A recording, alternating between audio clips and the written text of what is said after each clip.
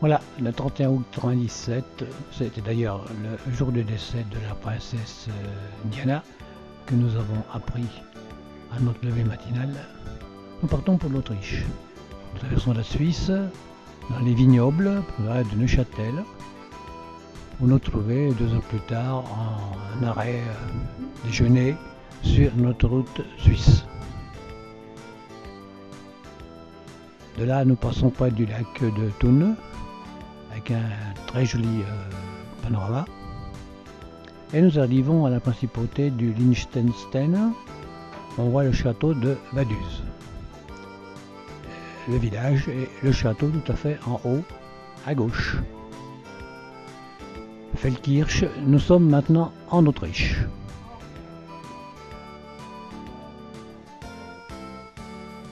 Voilà, c'est les premiers massifs montagneux. Et nous arrivons à Bludenz où nous avons un gîte d'étape, une gerbe d'eau exactement. Très bien d'ailleurs.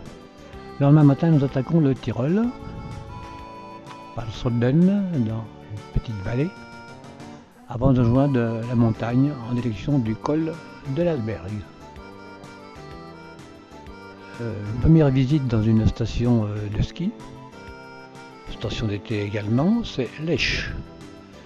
L'architecture est nouvelle. Nous sommes très intéressés et très heureux de trouver ces paysages et cette architecture de montagne. Les chalets.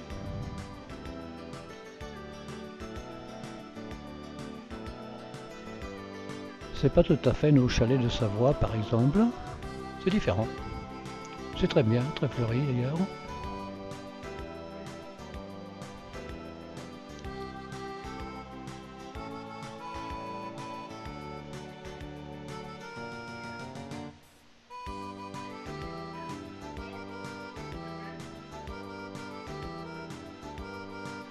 Nous quittons cette chapelle et la station de Lech pour reprendre notre route dans le Tyrol. Une autre station, Oetz. Alors aussi surprise, une architecture tout à fait différente de ce que nous connaissons. Très beau.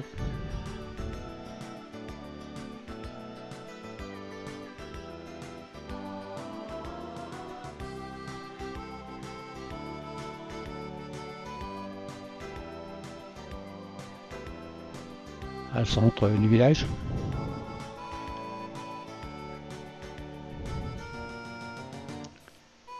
Et la montagne toute proche.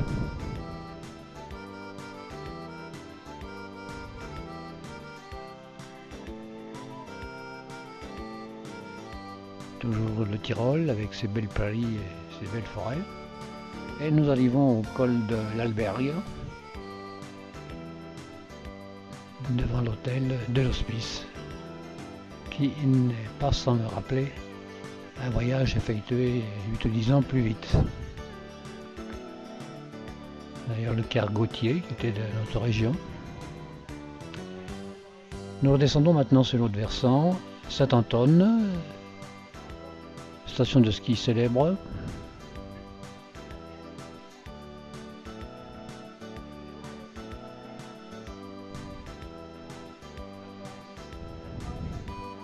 Un petit déjeuner,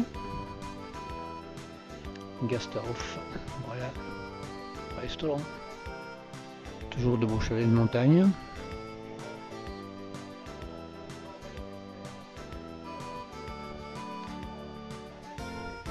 C'est très chargé, hein, mais bon, c'est joli. Une autre station, Eagles.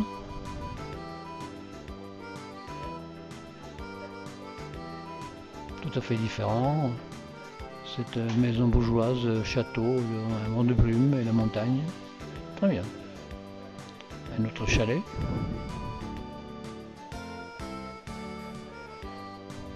Puis nous sommes quand même dans la nature, en montagne.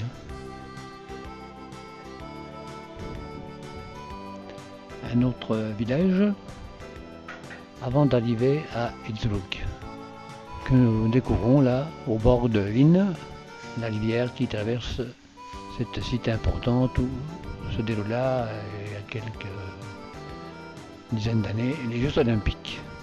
Voici l'abbaye de Willingen, très connue.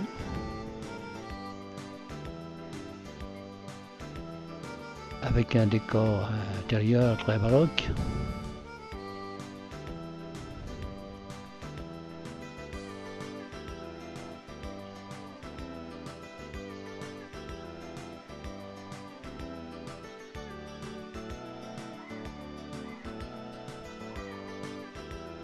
Vous voyez cette chaire à droite, toute de marbre. Et les orgues, magnifiques et importantes. Innsbruck, toujours un peu de neige sur les sommets olympiques. Une colonne, que l'on voit ici en gros plan.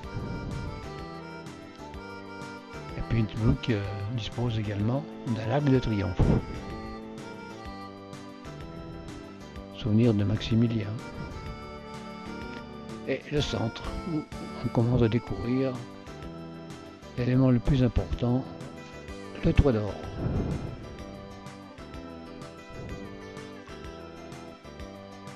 Voici quelques plans plus élaborés. Et le gros plan.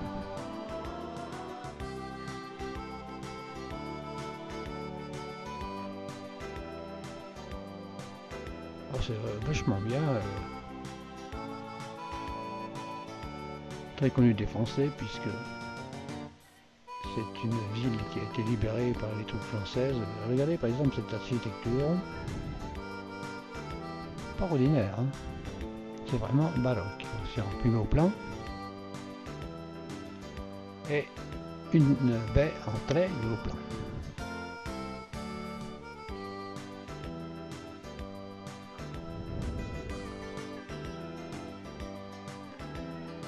Toujours le centre historique, nous avons d'ailleurs déjeuné là sur les arcades à gauche, très bien.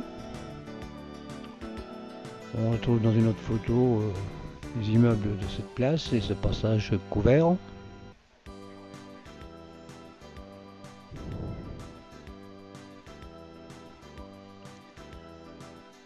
Quelques enseignes, nous sommes appelés à en revoir parce que l'Autriche a les enseignes, chapeau. Et le plafond du Parlement. Avant de quitter la ville et de rejoindre Alt-Südtirol, petite station de sport d'hiver toute proche. Et nous arrivons à Kitzbühel, station de ski de renommée mondiale. Alors les chalets sont beaucoup plus importants. On voit tout de suite que c'est une station très fréquentée.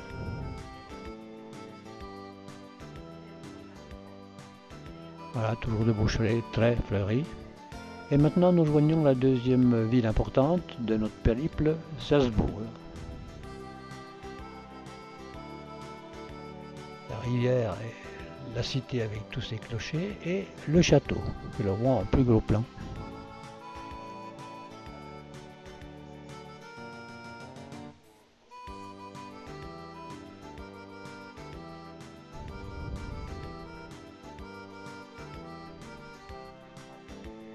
Toujours ces clochers.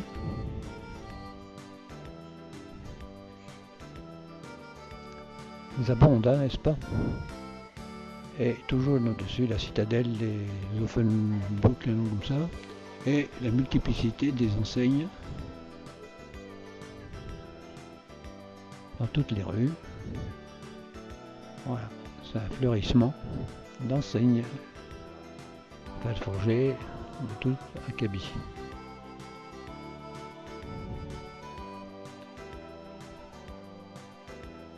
La belle signe dorée. Et nous voilà sur la place Saint-Pierre, la place la plus importante de Salzbourg. La fontaine et la cathédrale Saint-Pierre, dont voici l'intérieur. Bon, toujours baroque, toujours des orgues, je ne vous surprends pas. Toujours des chaires en marbre avec décoration dorée.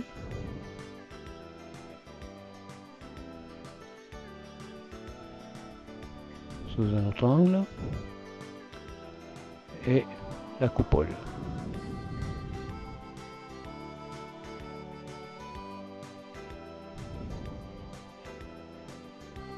On revient vers la fontaine Saint-Pierre.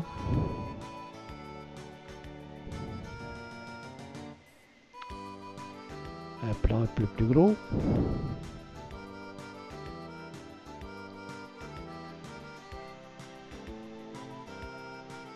On retrouve le château Héline avec quelques maisons plus cossues au bord de cette rivière.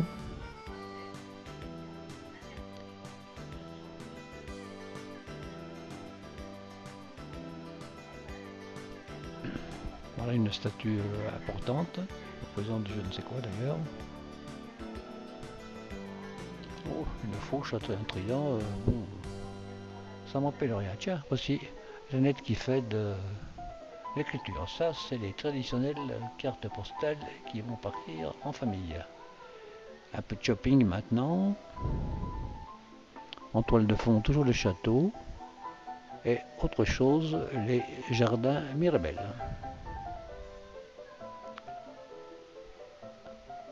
Très fleuri avec en toile de fond l'éternel château des Habsbourg.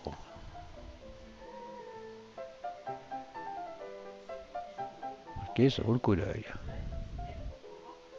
On s'y plaît énormément.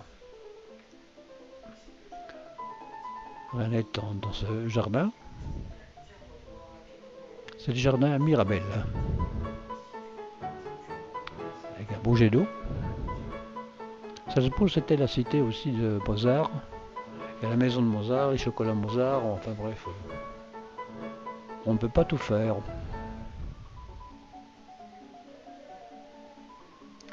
Voici quelques touristes en calèche et des musiciens qui ne sont certainement pas européens. Voilà, nous quittons Salzbourg pour Mondsee, pour la région du Sommergetgut, c'est-à-dire la région des lacs. Et nous arrivons à la première station, Saint-Gilgen, au bord du lac de Wolfvangsee, le lac de Wolfgang. Jolie station. Et là aussi qui me rappelle certains souvenirs. Une belle fontaine, avec la statue aussi de Mozart. Le centre de la station, là c'est une station balnéaire. Hein. Magnifique beau window que l'on voit ici de façade.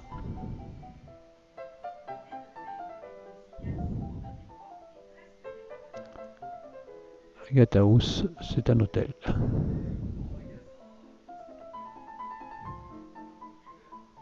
Et voici en plus gros une statue de Mozart. Nous passons maintenant à la station concurrente Saint-Wolfgang qui a donné son nom à ce lac. Saint-Wolfgang, c'est la fameuse opérette du Cheval Blanc, très connue. D'ailleurs, voilà l'hôtel soigne, je ne sais quoi. C'est l'auberge du Cheval Blanc. C'était les décors de cette fameuse opérette.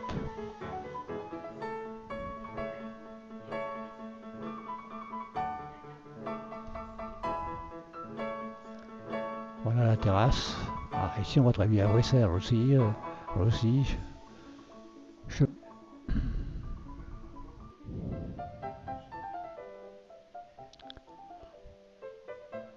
Voilà la terrasse de l'hôtel du Cheval Blanc et le centre-ville. Très joli, comme vous pouvez l'apprécier. On a passé quelques heures vraiment très belles dans ce village.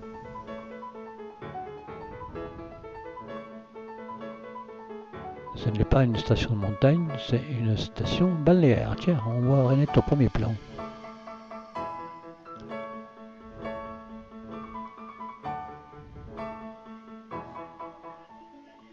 Très belle décoration avec des parasols aussi multicolores. Voilà, toujours des Gasthof, Gasthaus, hôtel, restaurant, hôtel, ainsi de suite. Et voilà une nouvelle station, Hallstatt, au bord du lac éponyme. Très belle station dans un site merveilleux. Regardez, c'est superbe. Avec l'église paroissiale au bord du lac, que l'on voit ici en gros plan.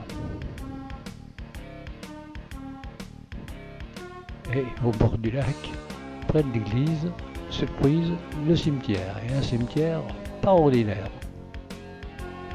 Pas de marbre, hein. Mais aussi de beaux immeubles, beaux chalets, très fleuris, exceptionnels.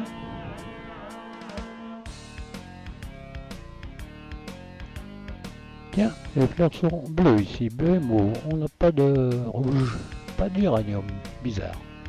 Une autre vue du haut d'Hallstatt.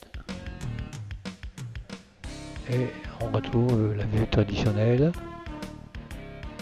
avant de revenir au centre de la station pour quelques achats. Souvenirs de vacances. Tiens, au premier plan, on voit juste la tête de Renette.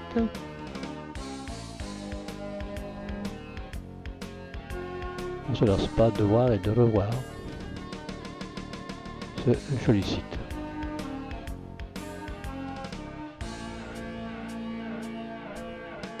Voilà, c'est la dernière vue d'Hallstatt que nous quittons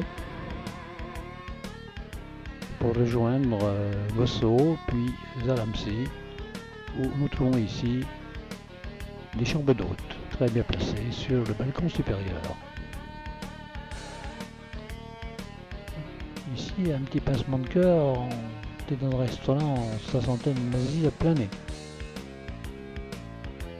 Zalmsee toujours, avant de retrouver Zell-am-See,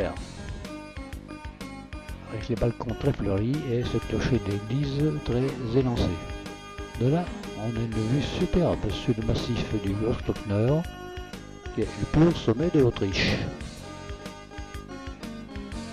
Renette est émerveillée.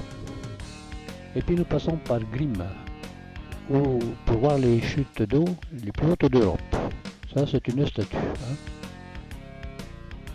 C'est souvent dans le brouillard, on voit pas grand chose, ça dégage beaucoup de vapeur d'eau et bon. Et dans la partie supérieure, pourtant, c'est mieux. Bon, nous quittons et nous contournons Innsbruck pour nous retrouver à Seefeld, une station de ski très belle, tout près de l'Allemagne. Beaux chalets, beaux hôtels.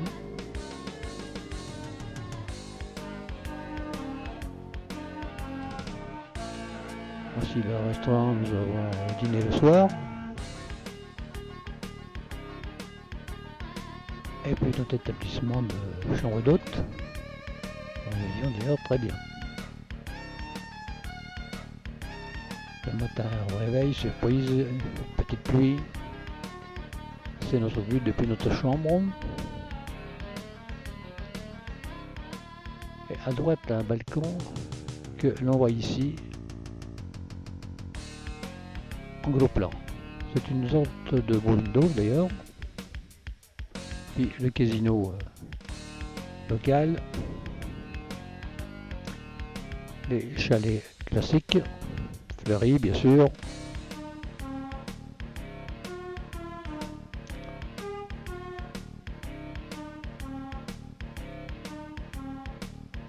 Voilà, on s'en va, on passe à Reuth, au bord de la frontière allemande, pour nous retrouver à Lindau, au bord du lac de Constance. De là, nous traversons la Suisse, passons à Berne. Encore un coup d'œil à cette fameuse rue de l'Horloge, très belle, avec ses arcades, fontaines et compagnie, pour nous trouver bientôt en Bourgogne, à Chalon-sur-Saône, puis au lac du Plessis, avec son château. Nous sommes à la maison, c'est terminé.